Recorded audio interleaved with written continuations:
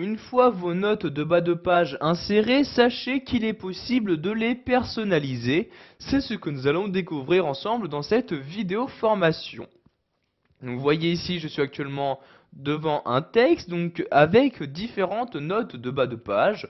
Donc vous voyez ici, si je descends en bas de la page, il y a par exemple sur cette page 3 notes.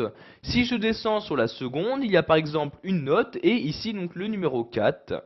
Donc pour personnaliser vos différentes notes de bas de page, nous allons nous rendre en haut dans l'onglet références. Donc vous voyez ici, vous avez le groupe notes de bas de page. Pour accéder aux différentes options sur ces notes, vous cliquez ici sur ce bouton-là. Donc je clique et une nouvelle fenêtre apparaît. Donc ici, vous allez tout d'abord choisir à quel emplacement vous souhaitez que ces notes de bas de page apparaissent. Donc par défaut, elles apparaissent bien évidemment en bas de votre page. Pour modifier ici cet emplacement, vous cliquez sur la flèche. Vous avez par exemple la possibilité de les faire apparaître juste en dessous de votre texte, en cliquant ici sur sous le texte et en cliquant ici sur appliquer comme ceci. Donc les modifications vont s'appliquer pour les différentes notes de bas de page que vous avez insérées. Donc ces notes n'apparaissent plus maintenant donc dans les pieds de page mais directement sous votre texte. Donc pour réafficher les options sur ces notes de bas de page, je reclique sur ce bouton-là. Donc vous pouvez également modifier l'emplacement pour les notes de fin en cliquant ici sur cette case pour sélectionner les notes de fin.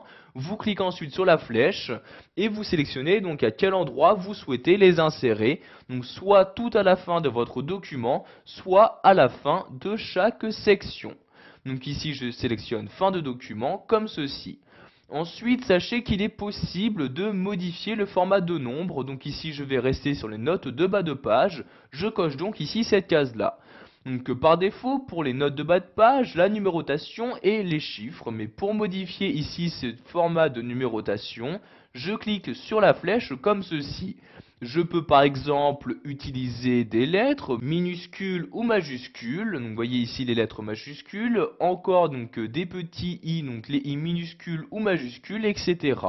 Donc par exemple ici je vais utiliser des lettres minuscules. Je sélectionne donc ici la ligne correspondante.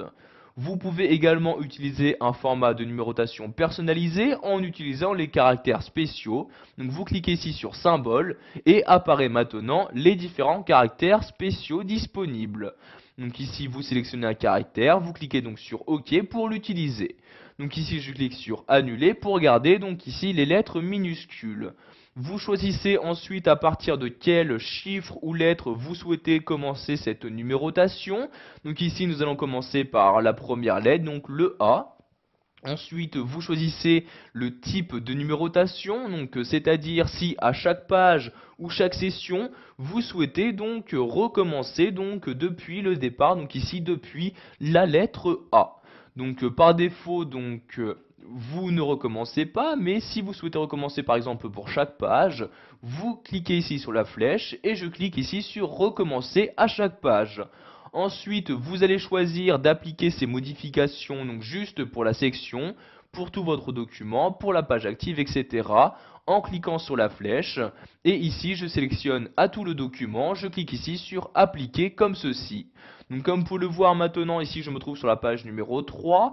Donc il y a bien donc une renumérotation pour chaque page. Il y a également donc bien la lettre minuscule qui a été utilisée. Donc vous voyez, si je remonte ici dans mon document, il y aura bien donc ici le petit a, le petit b et le petit c qui apparaissent comme numéros de bas de page. Voilà, vous avez appris à personnaliser vos notes de bas de page dans Word 2010. Vous savez par exemple maintenant comment modifier le type de numérotation, la taille et le format de ces numérotations, etc.